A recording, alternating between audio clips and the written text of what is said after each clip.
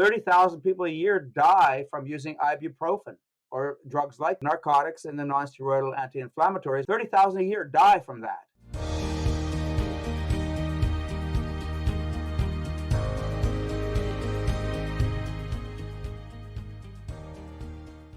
Welcome to today's episode of the Beljanski Cancer Talk Show. In this episode titled The Power of PEMFs and Revolutionary Cancer Care, Sylvie and I are honored to welcome the foremost authority on pulsed electromagnetic field therapy in North America, especially for holistic pain management, healing, and regeneration. Dr. Pawluk, with a rich background that includes positions at Johns Hopkins and University of Maryland. Dr. Pawluk's expertise spans across family medicine, acupuncture, homeopathy, and more, with a special focus on PEMFs for over 30 years. Dr. Pawluk is not only a esteemed practitioner, but also an author of pivotal books like Power Tools for Health and Supercharge Your Health with PEMF Therapy. His work, recognized by ACIM Lifetime Achievement Award in 2019, has made significant contributions to the field of holistic medicine, including the appearance on Dr. Oz and hosting the Pain Solutions Summit. Today, he's here to share his invaluable insights on PEMF therapy and holistic health. Dr. Pawluk, thank you so much for joining today. Love to hear more a bit about yourself, and so we can get into EMFs and PEMFs. Well, I'm glad to be here and have a chance to share with you and your listeners and your tribe. Glad to help. Yeah, please give us a little intro about yourself. Love to hear it. So basically, I'm a former family physician. Well, I am a family physician by background. I've been practicing family medicine for 40, 50 years. I'm dating myself now.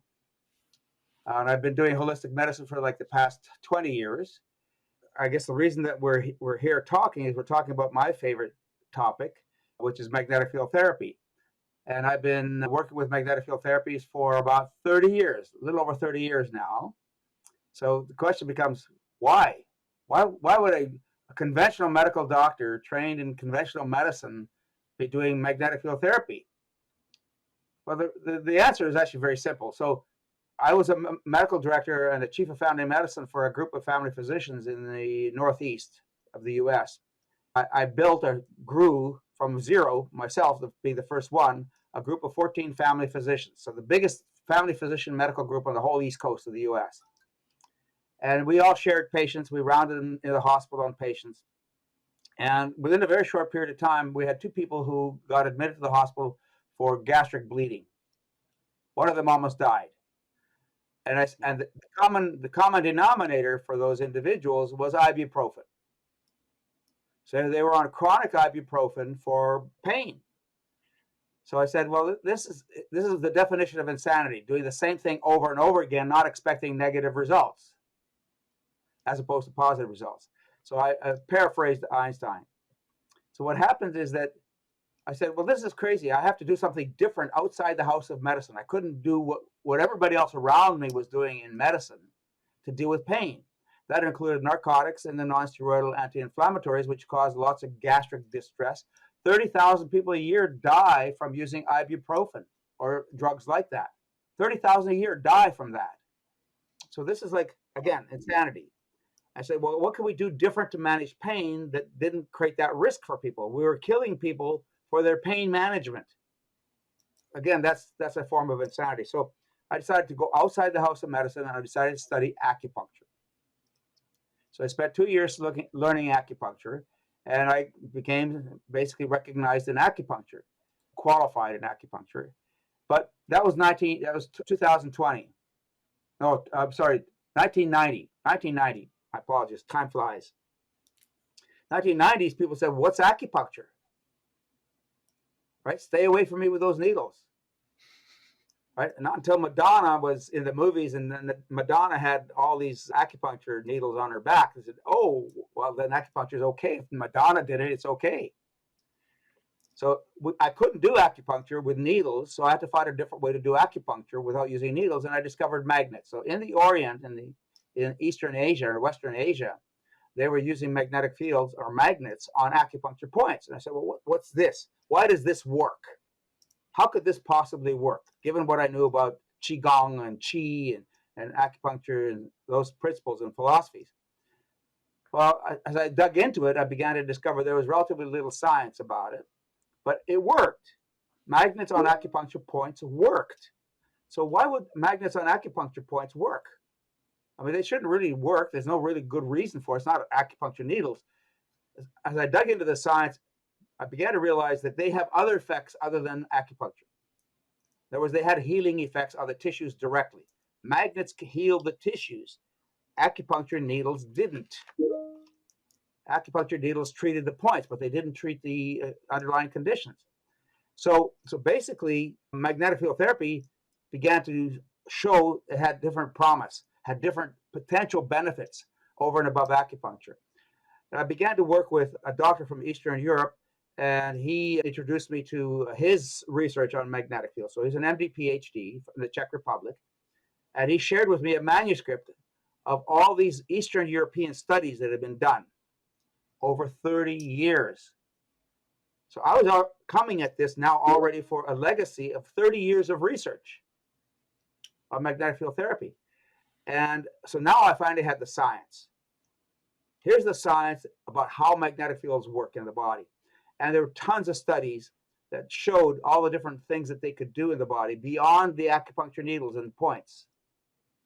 So that basically just blew open the gates. And, I published my first book then called A Magnetic Field Therapy in Eastern Europe, a review of 30 years of research. So now we had the science for why and how and all the different things that magnetic fields could do. So I began to work more extensively with magnetic fields, did work for about 15 years, and finally published my next book, which is called Power Tools for Health. And in that book, I have 500 references, over 500 references. Because the research on magnetic field therapy in general is spread all over the place. And it's often in obscure journals. It's not in the mainstream journals. It's not the Journal of the American Medical Association or the New England Journal of Medicine. It's in obscure journals. So you have to pull all that information together. And I was actually able to get my hands on about 30,000 abstracts on a library, essentially, of abstracts on how magnetic fields affect the body. Again, another major milestone is increasing the science and the availability. This library that I have, this $30,000 abstract library, is not available anywhere else. Nobody can find it. So one of these days, I'll probably have to end up sharing it and provide a legacy system for all the stuff that Eastern Europeans were doing. And they were often, the studies and the research was often showing up in conferences. So it was showing up in abstracts and presentations and so on. It was not showing up in the literature. So that library becomes a really crazy important research resource for magnetic field therapies. So, question, when it comes down to magnetic therapy, for the people that are very, very surface level, can you go into a little bit about what are the benefits?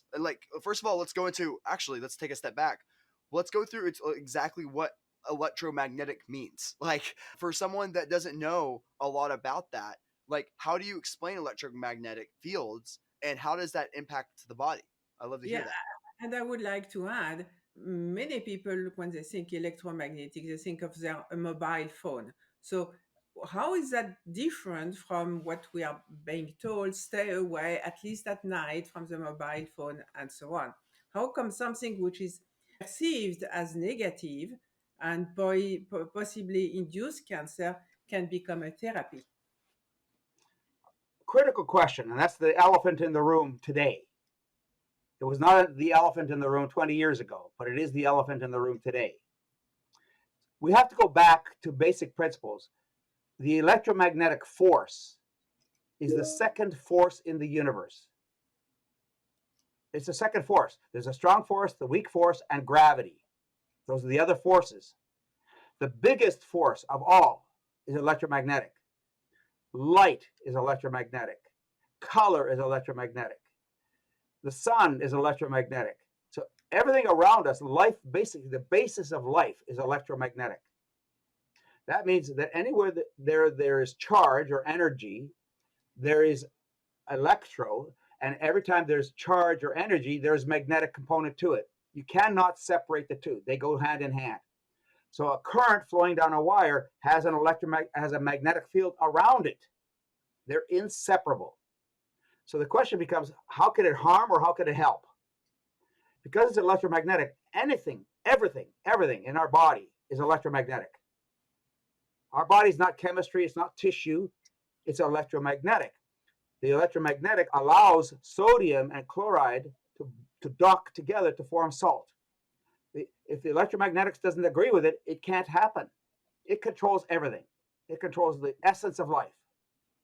So that said, then how can we use this actually to enhance life? Now, the electromagnetic force is not positive or negative. It's a fact of life. But we can design it, we can shift it, we can manipulate it to do good or bad. Now, cell phones, to go back to that question, is a form of electromagnetic. But the cell phone then basically is designed for communication. It's not designed for therapy. Right? And because it's designed for communication, it's going to be optimized for communication. The body happens to stand in the way. And that could be good or bad. Actually, we use that level of magnetic energy, electromagnetic energy, to actually burn warts or to cauterize bleeding in the body or to destroy tumors or cancer. So we can use that negative force, negative in a sense, the destructive force, in a positive way as well. But EMFs are basically, because they're ubiquitous and they're everywhere, right? We have to understand how they affect biology. And essentially, because we don't control them, it's very hard to hide from them. But the reason electromagnetic, this EMF stuff, I call environmental magnetic fields, can be negative is because the wavelengths are extraordinarily short. So very short wavelengths are absorbed by the body. That's the principle behind a microwave oven. You put something in the oven, you turn it on, and it's bombarded by microwaves. And those microwaves are absorbed by whatever's in there and cooks it. Well, that's what happens with a cell phone to your ear. If you put a cell phone to your ear, you take the cell phone away, the ear is pink, is red. Right? Your ear was getting cooked. And so your brain, which was almost fried. And well, your brain was getting warmed up as well. But the wavelengths go off very rapidly. So from the ear to the brain, certainly to the center of the brain, is a big distance for an electromagnetic field that's very short wavelengths. So again, designed for different purposes, and our exposure to those is, again, it's everywhere, it's all the time. But usually it's not enough dose. The dose is not high enough to really be like a microwave oven where we're cooking. Right? But those are negative fields. Now, PEMFs, pulsed electromagnetic fields, are designed as part of the electromagnetic spectrum, are a very different design. So cell phones are bombarded into the environment. They're broadcast like radio waves and radar and television waves. They're broadcast into the environment. They go on forever. So that's called open loop. It's an open loop. Now, a current flowing through a wire, still part of the same principle, electromagnetic. Current flowing through a wire produces a magnetic field that's perpendicular to the current. That's called the right-hand rule. And so what happens is every time the current pulses, every pulse produces a magnetic field. As soon as the pulse dies down, the magnetic field collapses on itself. So every pulse of the magnetic field produces a pulse of the current produces a magnetic field. Now that magnetic field goes into the body and then comes right back down to the wire. Goes into the body and comes back down into the wire. So the stronger the magnetic field, the bigger it is, and the deeper it goes, the farther it goes before it collapses back down again. That's called a closed pulse, magnetic pulse. That's a pulse. It's a magnetic pulse. Yes, okay. With each flow of the current. So the magnetic pulses that we're talking about that are beneficial for the body are controlled. They're pulsed. They're what? And they're controlled. They're controlled. Controlled. Yes. Okay. And you control the intensity, you control the frequency of the pulsing, and so on, the rate of the pulsing. And so what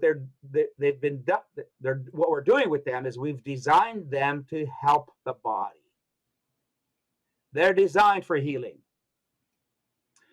Every time a pulse goes into the body, a magnetic pulse goes into the body, it's like there was no body there. And I've done experiments with this, where you take a melon or a chunk of meat, and you pass a magnetic field through it, and you measure it, and you remove the chunk of meat, and you pass the magnetic field through the space, there's no difference. To a magnetic field, the body does not exist, So right? how is It's it? fake. How can it be healing if it doesn't Aha. exist? Well, that's an important question. Thank you for the lead in. So what happens is that because it's passing through the body, think of it this way: a magnetic field is like the wind in the trees. You can't Okay, see it, right? How do you know it's there? you feel it. Because the leaves are moving, Mhm. the branches are moving, the tree is swaying. So the Okay, magnetic field is interacting with the tree and the branches and basically life in general. And that's how you know it's there. So a magnetic field to the body is basically like air in the trees. So as it's passing into the body, it interacts electromagnetic. It interacts with all the electrical stuff that's in the body. The magnetic field now is interacting with everything electrical in the body. An ion is every cell in the body, every molecule in the body has charge to it, positive and negative. And every ion interacts with every other ion. All the tissues and all the cells and all the chemicals in the body are constantly interacting. And those forces of interaction are controlled by the magnetic field. So the magnetic field guides the forces of action. And they're amplified when you stimulate those ions. So if you have the body is not water. The body's electrolyte soup, right? It's not saline. It's electrolyte soup. So our bodies are essentially batteries. And as you pass a magnetic field through those electrolytes, they're stimulated, they're activated, and they produce more energy. And when you produce more energy, the body then has more energy to do the work it needs to do, okay. So right? it's So kind of support of all the lymphatic system and the detoxification systems and the immune system and all that gets amplified and anything, support. everything in the body, everything in the body. So in my first book, Power Tools for Health, I outlined 25 different actions of magnetic fields in the body, and there are more. But if you Mhm. understand those actions, anything that the magnetic field then is activating in the body is activating essentially everything. Uh, Anything in the body that's electromagnetic is activated. but how do you know that it is selective for the good and that what is maybe going wrong in the body is not also amplified? Ah, very, very good question. Because we don't have to worry about frequencies, especially very high frequencies. The body will take from the magnetic field what it wants. The body decides. So unless the magnetic field is extraordinarily powerful, like an EM pulse from a nuclear bomb, right? Unless it's that extraordinarily powerful, it's not going to harm the body. The body shrugs off and sheds off the reactions. So if I go like this, well, I'll give you an example. Think about it this way. If I just touch my fingers or my fingers to my hand, a very light touch, I can feel it, right? What's going to happen? The body's going to say, oh, my hand was touched. I slap my hand. Now I touch my hand, but I'm also hurting it because I'm slapping it. So the magnetic fields that we're talking about are designed not to slap the body so much as they are to coax the body, to shift the body into certain directions because of the increase of energy. So unless you're generating a huge amount of energy in the body, almost all other energies are basically going to be controlling the natural systems of the body. So in my 30 years of work with magnetic field therapy, it's very hard to do harm. When we run into harm, the risk of harm in the body is that we're doing too much too fast. Okay. Okay, we're pushing the body to react too strong, and then the body's going to say, "Wait a minute, I don't want to deal with this." So you can increase pain, you can create some dizziness, you can cause headaches. So we now have devices that are FDA approved called transcranial magnetic stimulation. So the Earth's put it into perspective, the Earth's magnetic field is half a Gauss, so half. So 0.5. Gauss is Gauss. That's the measure of the magnetic field intensity. The Earth's magnetic field is about half a Gauss. So we live in a cocoon, a magnetic cocoon that's already half a Gauss. And Practically, how does that happen? How what happens to somebody who is interested in this kind of therapy, how do they go along for a session? What does it look like? What is the Oh, experience? they have to go to somebody with a magnetic device. Okay, but can you tell us more? We're going to Like- get there. Okay. You're jumping to the end. We want to go to the end now, or do you want to know why? Yeah, I want to know exactly what happens to the people. You are speaking, of the possible side effects. I would like to know the process of how is it going to happen to the Yeah. session itself, practically. All right. So if you buy yourself a magnetic device, and you can buy them online anywhere, What does it look like? there's all kinds of appearances. If you go to drpawluk.com, there are boxes, all kinds of machines that produce electrical current, and that current flows down a wire. I don't happen to have one here with me. I didn't know that we needed to do that demonstration. But basically, if you have a box that produces a current, let's say what's a good example of that? Well, You mean this is something people can do at home? it's not advisable, but yes, Okay. because most of the things that people are going to do at home are not going to be the right kinds of equipment. So how do you advise people what do you advise people to do if they are interested in this kind of therapy? How do Okay, go to my website, drpawluk.com. Okay, but I'm in New York and you are in Arizona. You are in Oh, Arizona. no, I'm in Maryland, but you can go to drpawluk.com and it'll give you information about all this. It'll show you kinds of devices that you can get. Discover the incredible journey in winning the war on cancer, the epic journey towards a natural cure. Written by Sylvie Beljanski, this book is a testament of resilience, hope, and a fresh take on cancer treatment. Michelle Kagan, former Health Sciences Institute editor, says winning the war on cancer offers an eye-opening glimpse into natural cancer cures and the many lives they've saved and changed. Since being published, Winning the War on Cancer, the epic journey towards a natural cure has garnered various awards, including being the #1 bestseller on Amazon in the holistic health category, #2 bestseller in the health and oncology category, plus being the winner of the onlinebookclub.org's Book of the Year. Get the book, support the foundation, save lives. Available at beljanski.org/book in ebook, audiobook, and paperback formats. Use code EP1 at checkout for free shipping.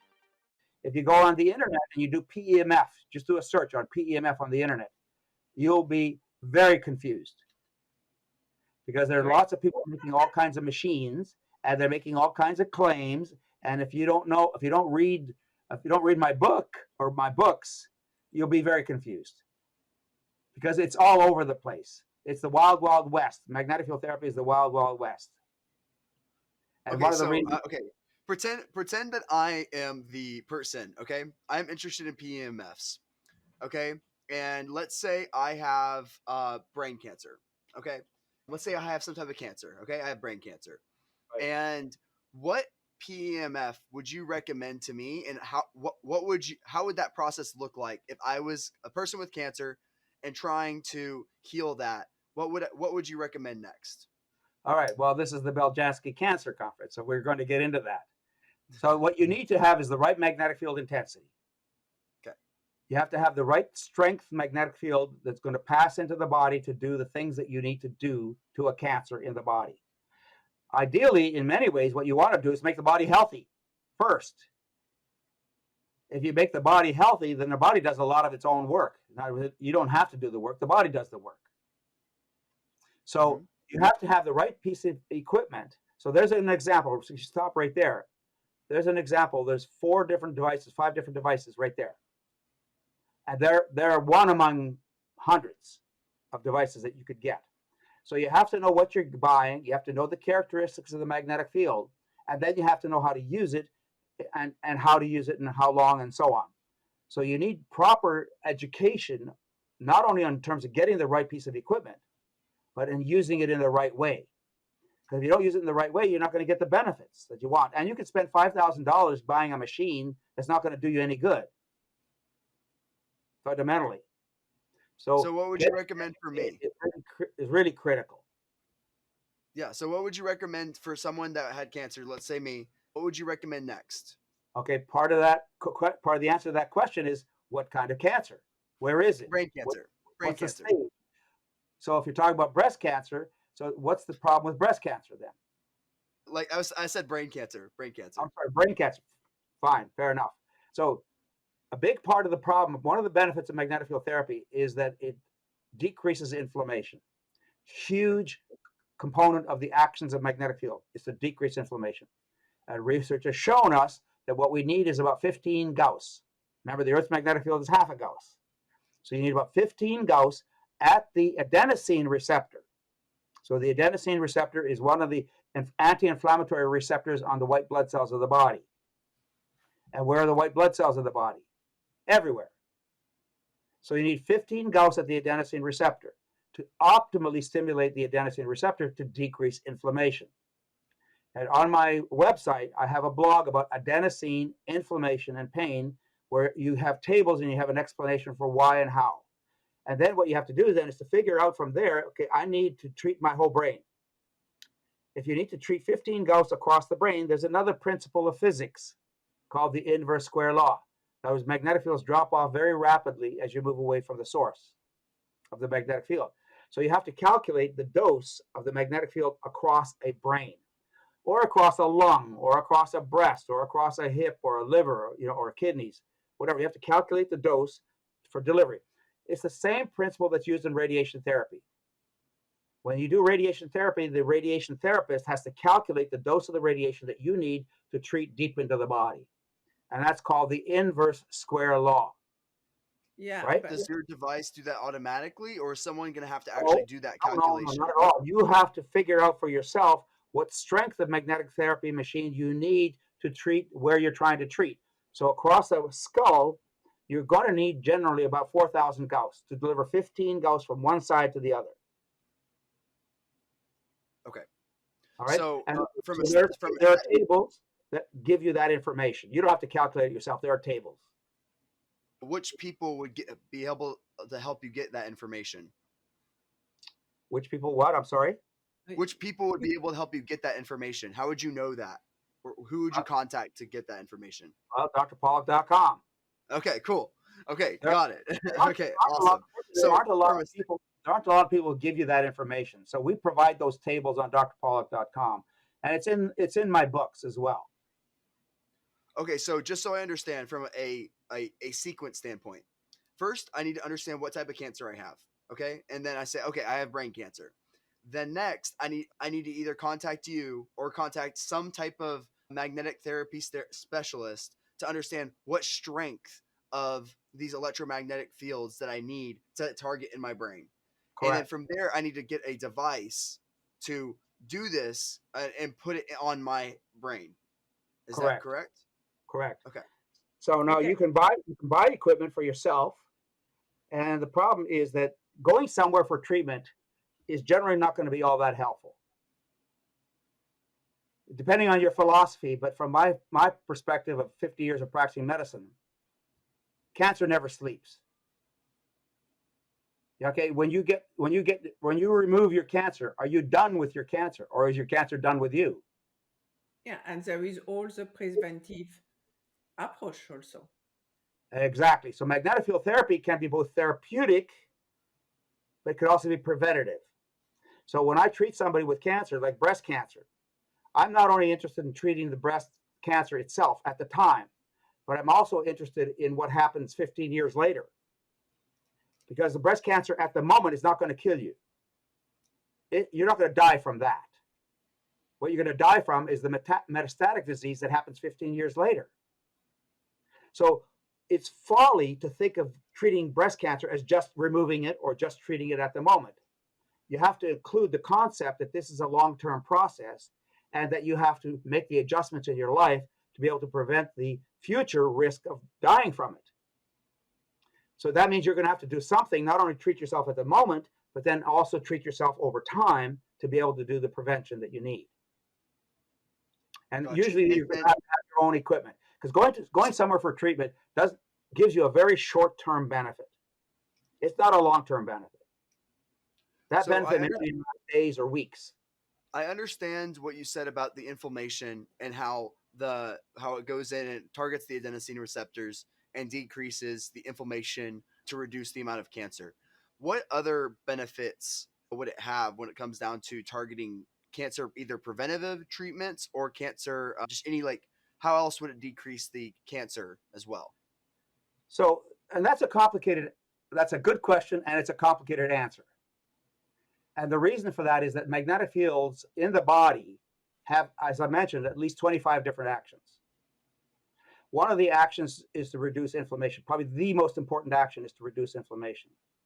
And in terms of cancer, one of the other most important answers is oxygen, delivering oxygen to the tissues. Hypoxia or low oxygen levels in the tissues contribute to the growth of cancers, and they contribute to the cancers becoming resistant to therapies. That's called hypoxia-inducible factor. So PEMF therapy, by increasing oxygen delivery into the microenvironment of the cancer where it's growing, then shuts off those mechanisms of the cancer for continuing to grow. So oxygenation, anti-inflammatory, tissue regeneration, energy increases in energy, improvements in mitochondrial function, increasing nitric oxide, increasing natural stem cells to repair and regenerate the tissues. So all the list of actions that magnetic fields have are all basically available, bang, as soon as you're using the magnetic field. And the body decides from it which ones it's going to use to improve its health. Because So, the body is always trying to rebalance itself.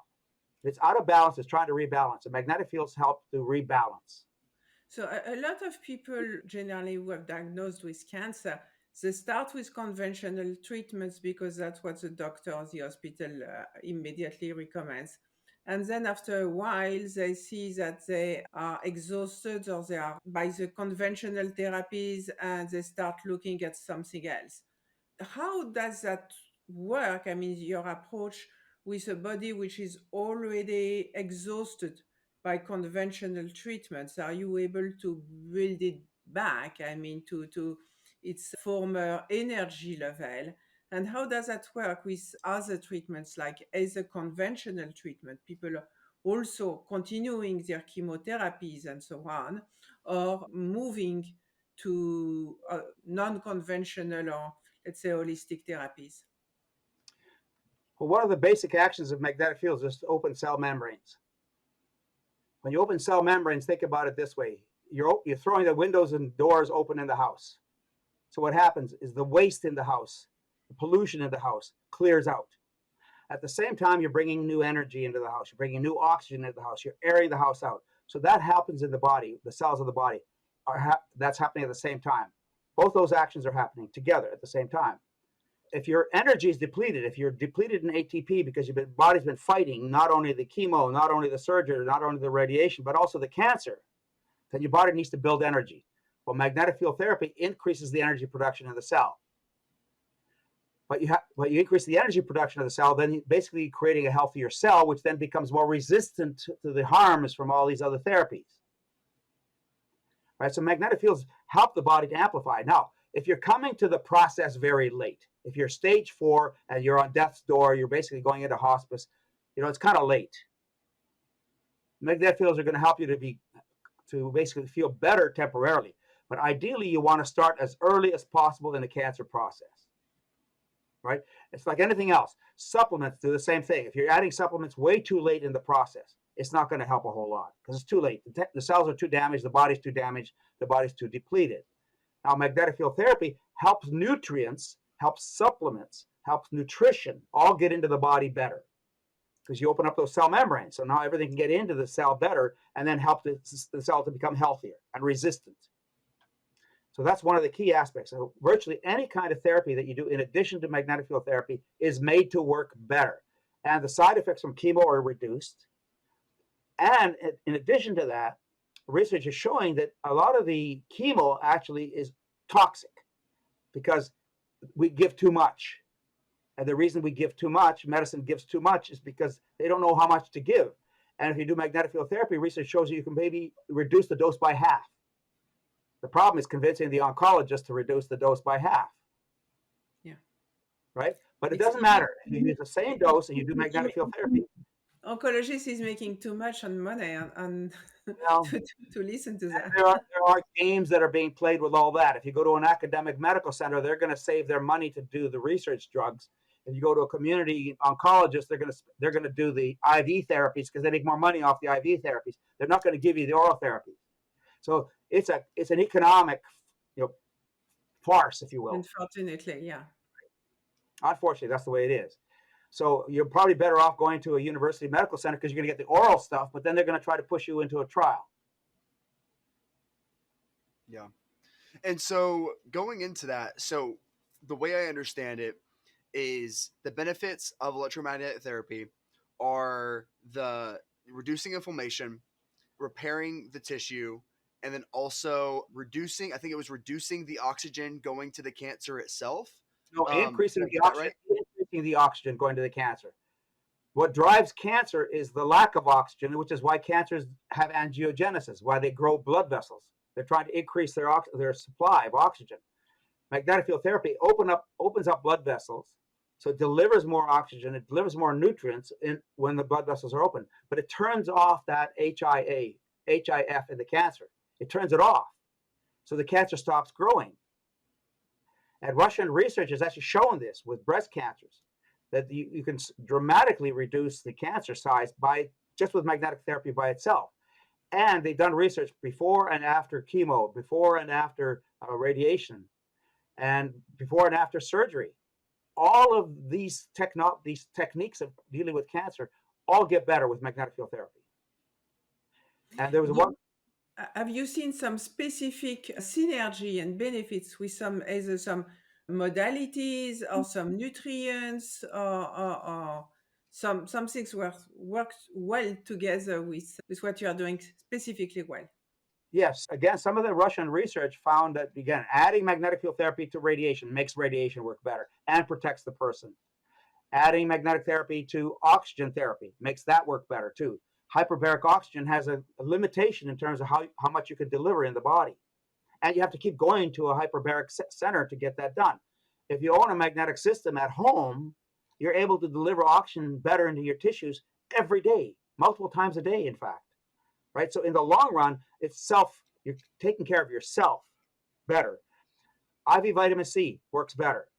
So antioxidants work better with PEMFs. As I mentioned, nutrition works better with PEMFs.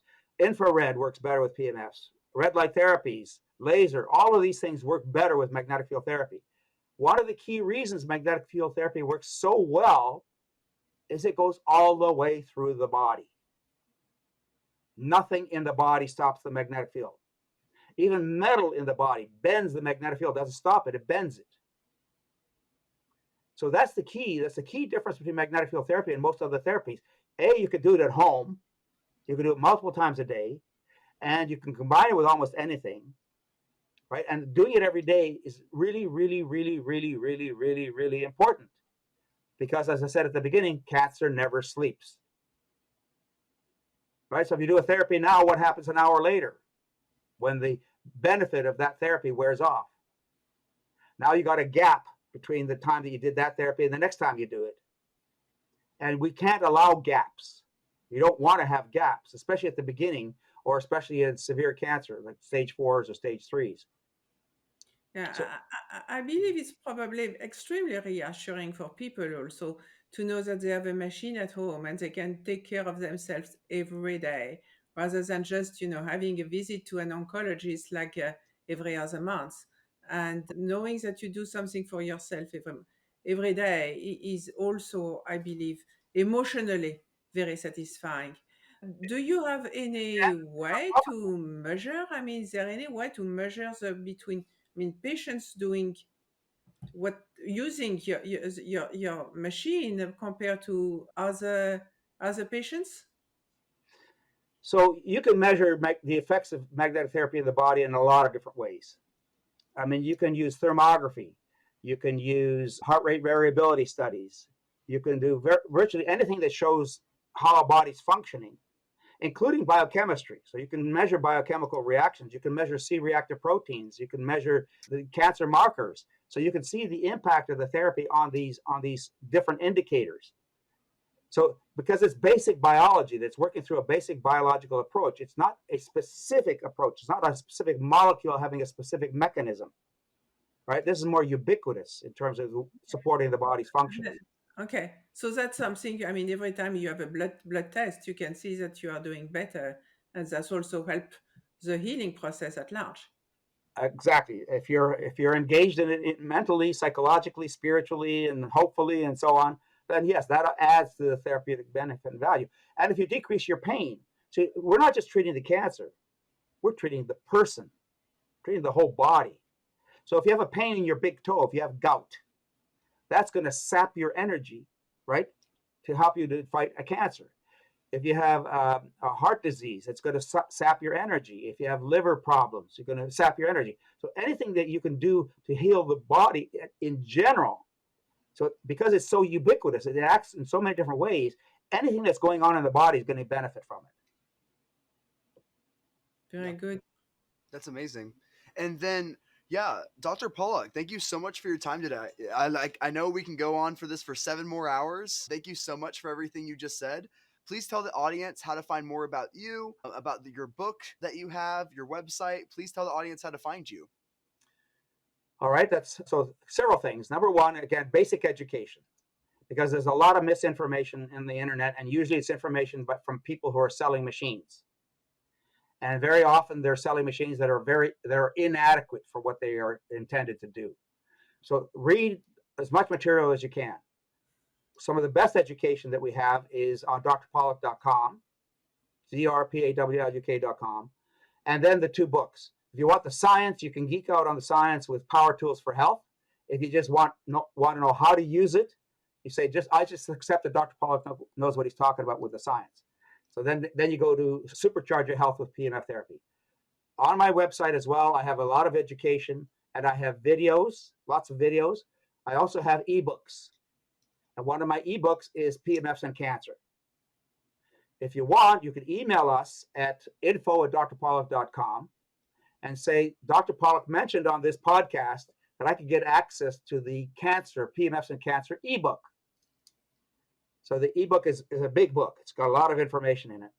And the next option is to get access to the PEMFs and Cancer course. So it's a 3-hour course, which is a lot of it is based on the Beljanski presentation I did, but there's more than that, obviously. So there's a lot of good information, deep information that really educate you on what magnetic fields can do. And it could dispel a lot of the controversy as well. Because again, you're hearing it from an MD, a researcher, somebody who's been working with magnetic fields for 30 years. So I try to be as science-based as I possibly can to provide you with that information. So we're not guessing. It's not and I don't work with only one magnetic system. If I only sold or worked with one magnetic system, I would be wary. But I use whatever is going to work. I find the devices that are going to do the best for that particular person or that particular situation. And again, all that information is there. Well, thank you for all those resources. I think everybody will really appreciate to give access to your book, and absolutely. You're very welcome. Information. Thank you so much, Dr. Pawluk, for everything that you've given us today. I know Very the welcome. audience will appreciate it. Thank you, everyone, for listening in. This is the Beljanski Cancer Talk Show, and we'll catch you next time. Thanks, guys.